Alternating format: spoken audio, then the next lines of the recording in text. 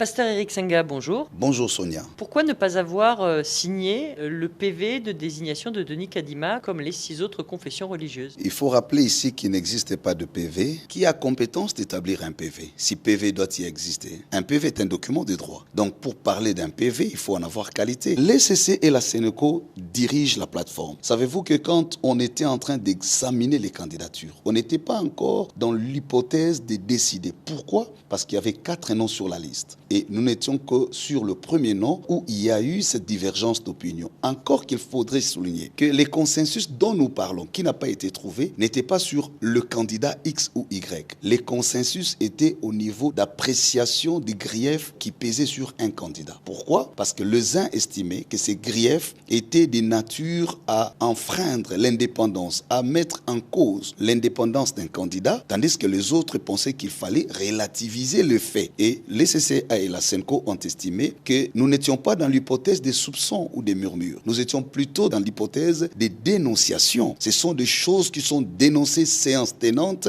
par nos collègues qui sont avec nous au sein de la plateforme. Mais pourquoi aujourd'hui ils ne le disent plus? Parce que la plupart des gens dont vous parlez, ils sont aujourd'hui dans cette coalition des 6. Je ne sais pas s'ils ne le disent plus, mais nous avons tous les éléments de preuve parce que nos réunions sont couvertes par des PV. Donc il y a des comptes rendus de chaque réunion où les choses ont été dites. Ça c'est un. Il y a des audios qui existent également. C'était de plaintes qui ont été formulées avant même la réunion. C'est ce qui a conduit au communiqué qui faisait état des intimidations, de menaces parce qu'ils ont demandé la solidarité des autres confessions religieuses parce qu'il y a même de ceux-là qui ne passaient plus nuit à la maison. Tous les amis qui sont là-bas le savent parce que ça a été dit ouvertement. Oui, mais aujourd'hui ils disent que c'est des problèmes, en tout cas le pasteur Dodo Kamba, le chef des églises du Réveil, dit que ce sont des problèmes internes aux confessions et que finalement ça n'a rien à voir avec la désignation des candidats. Je pense que la grande question à se poser ici est de savoir pourquoi seulement les pasteurs Dodo qui répondent à cela. C'est ça qui est incongru. Parce que les candidats est le candidat de Kimbanguiste. C'est-à-dire que vous ne comprenez pas pourquoi c'est toujours lui qui prend la parole et pas les autres? Il y a même des moments où lui, le pasteur Dodo, était presque à couteau tiré avec d'autres chefs de confession parce qu'il les empêchait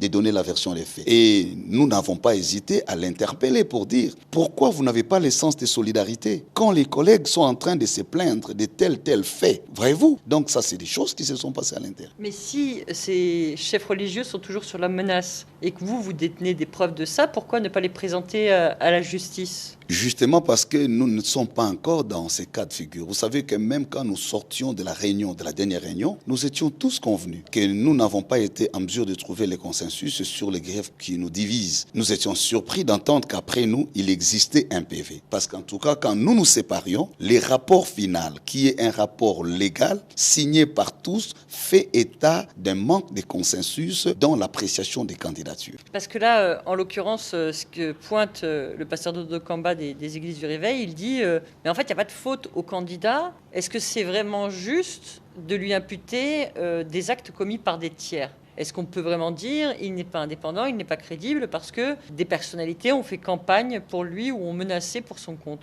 Même dans le débat des fonds, si je vais vous donner les éléments, il n'y avait que lui, le pasteur Dodo, qui soutenait cette hypothèse. Personne d'autre, si vraiment il peut nous contredire sur ces points, qui me disent combien ont sous-tendu cette hypothèse. Il n'y avait que lui. Et c'est là où d'ailleurs la question lui a été posée. Pasteur, nous sommes une corporation. Notre responsabilité, c'est de placer celui qui doit dire la vérité, la justice, la sincérité. La CNI est l'institution qui donne la substance de la légitimité à nos institutions. Aujourd'hui, nous nous étions dit, c'était 3 principes de base qui avaient été donnés. Évitons des candidats à problème, évitons des candidats de vie ou de mort, évitons des candidats qui peuvent diviser et la plateforme et le pays.